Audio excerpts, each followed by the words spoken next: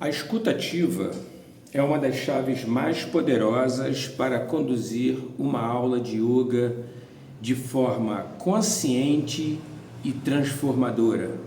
Namastê, minha amiga, meu amigo que ama yoga, é uma satisfação ter você aqui. Hoje falarei sobre um tema extremamente importante, que é a escuta ativa. Se você é nova ou novo por aqui, este é o canal da Escola Jaya e aqui nós estudamos e aprendemos sobre assuntos relacionados à cultura védica. Eu peço que você se inscreva no canal, deixe um like e acione o sino das notificações para ser avisada a cada novo vídeo, pois todos os dias nós publicamos vídeos novos. E se puder, compartilhe este vídeo para que esse conhecimento chegue a mais pessoas. Vamos ao nosso tema. A escuta ativa vai bem além das palavras. Ela vai envolver presença, atenção e sensibilidade. Quando uma aluna chega para fazer uma aula, ela traz histórias, emoções e até limitações físicas que nem sempre são ditas de forma direta e em voz alta. Por conta dessa necessidade, quando eu iniciei o meu trabalho com yoga, eu desenvolvi uma anamnese. Para quem não sabe o que é anamnese, é um pequeno histórico de saúde, né? Onde a praticante de yoga, o praticante, relata problemas de saúde que ela tenha, ou já teve, ou está passando por isso, né? Isso aqui é a anamnese, tá vendo? São algumas perguntas bem diretas.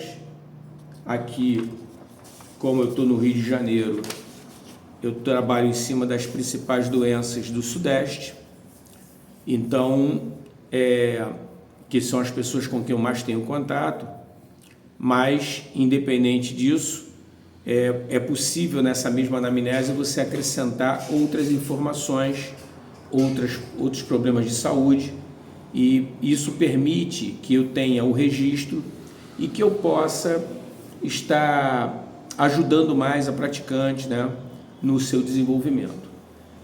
Só que tem um detalhe, como a pessoa está chegando nesse momento, né, o primeiro contato que a aluna está tendo comigo, é natural que exista uma barreira aí, que é a barreira da confiança.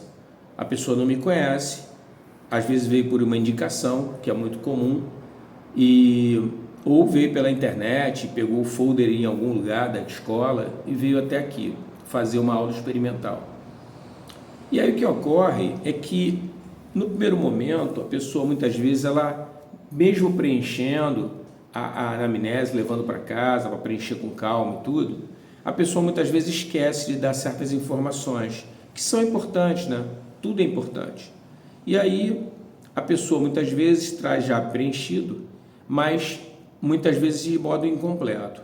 E o outro aspecto que eu chamei anteriormente sobre a questão da confiança é que à medida que a pessoa vai se sentindo mais segura dentro da prática, ela vai muitas vezes lembrando de pequenos detalhes, às vezes até coisas mais íntimas, e que ela sente confiança de estar confidenciando. Então, essa anamnese que eu apresentei, ela é um material que nunca está fechado, ela está sempre aberta, né?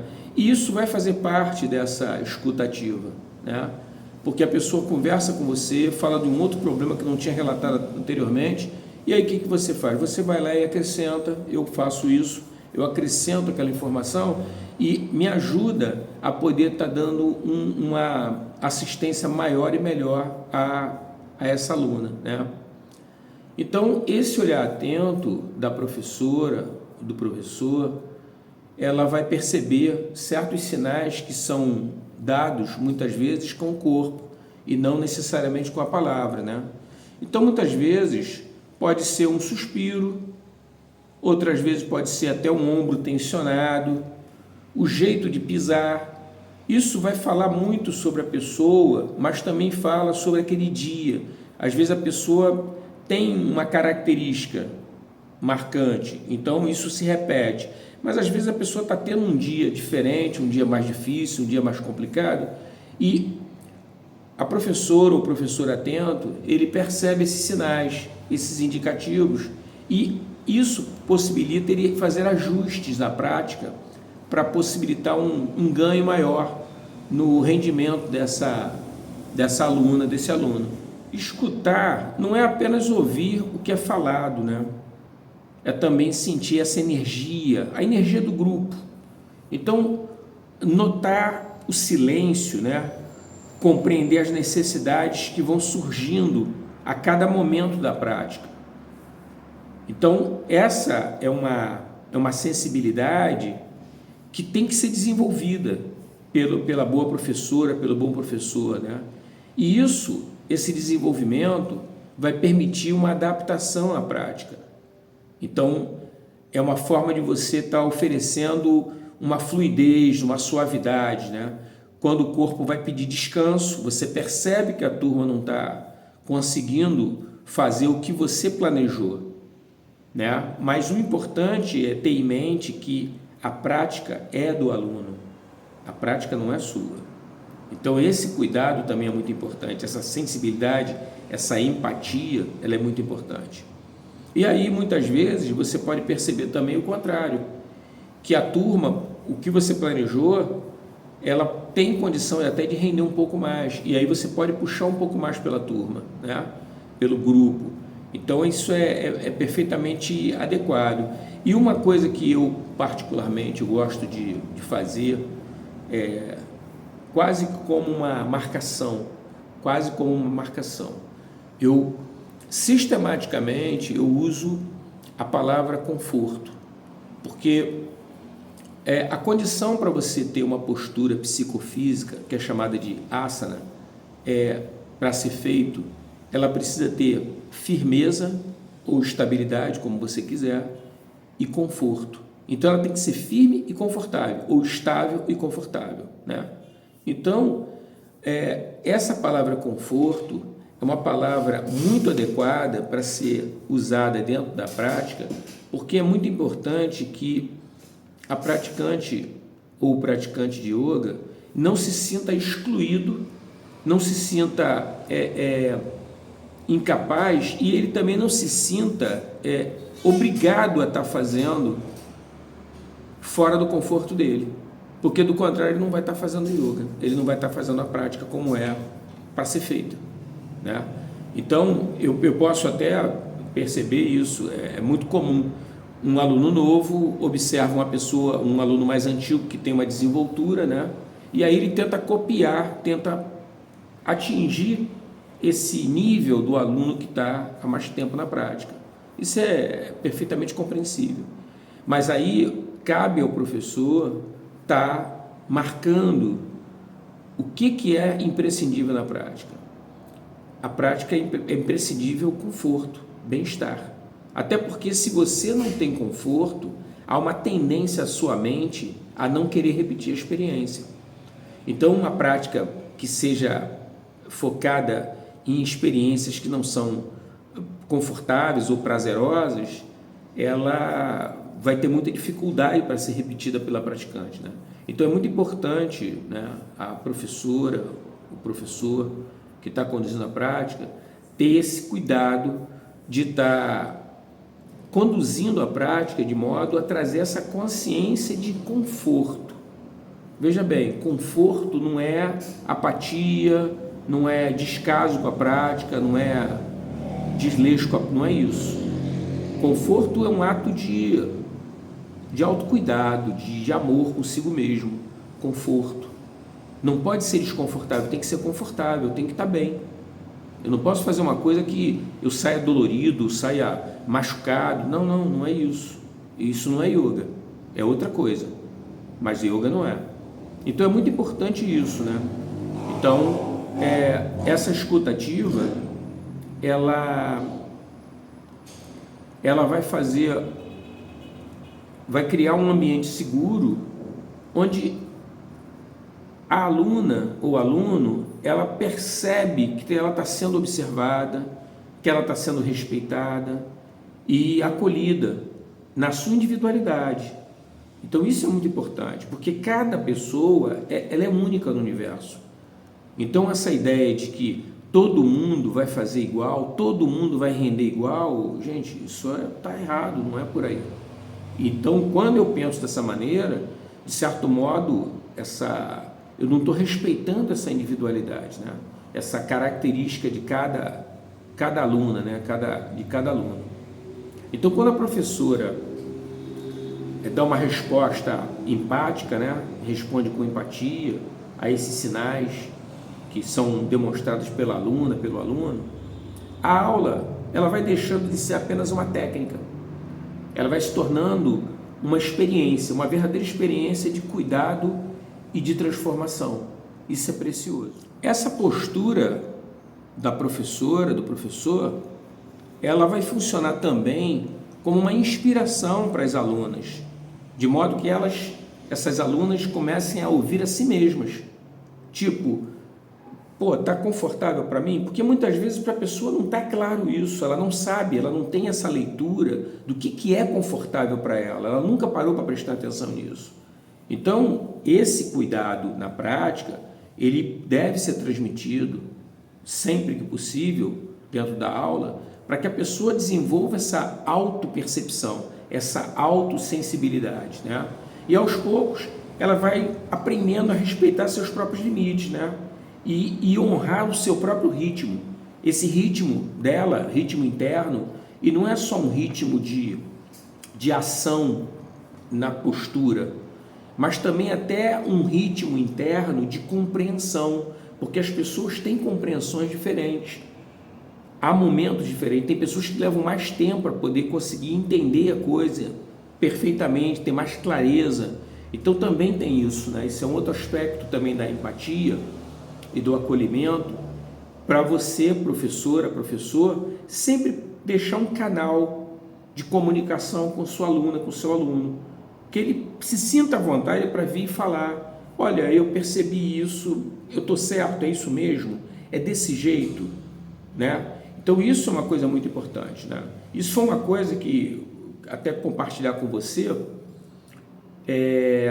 eu no começo, quando eu comecei a dar aula de yoga, comecei a praticar yoga, eu senti falta disso, eu senti muita dificuldade em relação a isso, porque na época eu comecei a fazer aula de yoga, eu vim do esporte, né? Eu joguei handebol durante quase uma década e eu fazia perguntas ao professor pertinentes à aula, né? Pertinentes à prática, e ele não me respondia, né? Ou me respondia de forma evasiva, pelo menos essa era a minha percepção, né? Ele meio que fugia das perguntas, dava uma pergunta assim meio mastigada, uma coisa assim meio mais ou menos, e seguia a aula, segue o baile. E eu ficava meio que perdido ali, meio no vácuo, né? Então eu percebi isso, foi uma coisa que depois, ao longo dos anos praticando, né? Já estou com 35 anos ensinando yoga, eu passei a tentar criar uma forma de diminuir esse problema, né? Da aluna, do aluno, ela não ficar perdida na aula. Você dá um rumo, você dá um norte para a pessoa. Como é que se pratica, né? E eu praticava no início, eu praticava sem saber, sem uma orientação adequada, eu praticava como eu praticava o handball. Eu forçava, eu me sentia dores musculares, sentia dores articulares, porque eu estava forçando. Então, eu até pensei comigo mesmo, né? Com 2 semanas de prática de yoga, eu pensei assim, pô, cara, eu acho que isso não é para mim, cara. Yoga não é para mim, porque eu sinto muitas dores, cara. Então, eu não devo estar sabendo fazer, não tive uma orientação de como é feito, e para mim não está funcionando. E aí, eu me decidi mesmo parar de fazer yoga. E aí, como eu já tinha pago o mês inteiro, tinha feito só 2 semanas, eu fiz um pacto comigo mesmo. Eu simplesmente falei, Alexandre, termina o mês, se despede do pessoal e vai embora, procurar outro tipo de atividade, né? Eu cheguei a lutar jiu-jitsu e tudo, judô, então voltar à minha vida, yoga não deu certo comigo. E aí o que eu fiz? Eu parei de tentar a performance, eu tentei de parar de copiar alunos que já faziam aula há muito mais tempo do que eu, né? Tinha pessoas que faziam há anos no mesmo horário que eu. E quando eu parei de tentar copiar esse aluno, essa aluna que fazia muito bem, tinha uma grande desenvoltura, misteriosamente as dores começaram a desaparecer. E aí eu passei a fazer uma aula sem dor. Foram 2 semanas maravilhosas. As 2 semanas seguintes foram maravilhosas porque eu não tinha dor nenhuma. Eu também não tentava fazer aquele ponto, chegar àquele ponto, finalizar a postura, fazer completamente. Eu fazia o que eu podia fazer dentro do conforto. E aí eu terminei permanecendo, decidi pagar mais um mês, fiz mais um mês de aula, e aí eu falei, pô, então é assim que se pratica. E aí eu continuei. Eu era aluno, eu não tinha nenhum conhecimento sobre yoga, sobre asana, não sabia nada. Então foi uma coisa muito intuitiva que terminou acontecendo comigo, esse tipo de experiência. Eu poderia ter desistido do yoga. Então por isso que eu chamo a atenção da importância de ser dada uma orientação à aluna ou aluno que está chegando, porque muitas vezes a pessoa não sabe como é que se pratica. Então é importante dar esse toque, né, orientar como fazer, como ritmar a aula, como a pessoa tenha um aproveitamento maior e melhor, né? Então, dessa forma, né, o yoga ele vai deixar de ser só postura, ele passa a ser um espaço de escuta, né, um espaço de diálogo e de autoconhecimento, né, autoconhecimento profundo. Então, cultivar essa escuta ativa é extremamente importante, tá? É um ato de amor. Amor aqui, amor ao yoga, às alunas, os alunos, e ao próprio caminho do despertar, né? Então, é quase como um sacerdócio, né? Você entender que a prática envolve tudo isso, todo esse processo de acolhimento, né? Eu vou deixar aqui nos comentários, no primeiro comentário, um curso que eu tenho chamado A Essência do Yoga e Suas Raízes Filosóficas. Esse curso é um curso que qualquer pessoa pode estudar por ele, né? Não precisa ser professor de yoga, praticante de yoga, qualquer pessoa pode adquirir o conhecimento, porque é uma forma da pessoa entender realmente o que é yoga, né? Então, são 6 horas de curso, né? 44 aulas, e é um curso bom. Eu vou deixar aqui, se você quiser adquirir o curso, você pode usar o link e tá vindo estudar comigo, né? Quero agradecer a você por ter ficado até o final. Espero ter lançado luzes sobre esse tema. Peço que você analise, reflita sobre o que eu expus, e eu gostaria de saber a sua opinião a respeito. Pediria que você deixasse nos comentários, porque os comentários me ajudam muito a entender se eu estou conseguindo ser claro, se os vídeos estão de modo adequado, trazendo luz para a sua prática, para o seu desenvolvimento, tá? E eu me despeço de você por aqui. Namastê, Hariom, e até o nosso próximo vídeo.